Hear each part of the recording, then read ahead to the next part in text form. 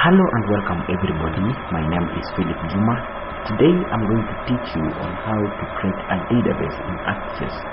Microsoft Access is a powerful relational database management system packed inside the Microsoft Office suite. And for this case, Microsoft Office Access is a desktop database, and therefore it's normally used in personal PC. Now let's go on and create the database. First of all, I'm going to locate the Microsoft Office software. I can search from my search command line Access, or because, and there it is Access. I found the Access software, but because I've already pinned in my taskbar, this is my taskbar, I just get rid of searching from the search bar, and therefore I'm going to launch it from the taskbar. And that is the welcome screen of Access 2013. On the left panel we have the Access recent. These are recent databases. You can see I developed music database, maze farming database, and this is just my recent databases that are performed in recent past. Then here at the middle you can see we have the templates, the custom web app, and also we have the blank desktop database.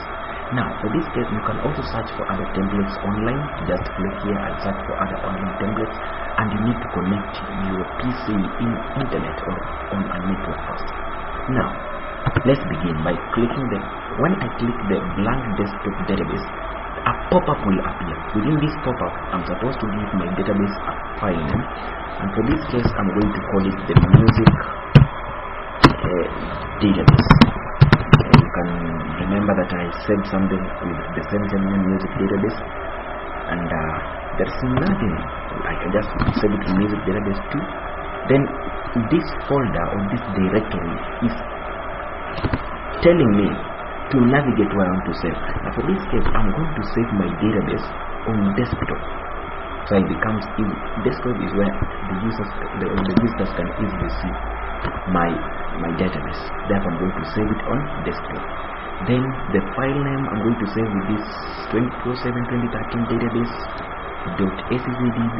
That is the file extension for my access.ssd, and you realize that it has also added here the file extension .scsdb.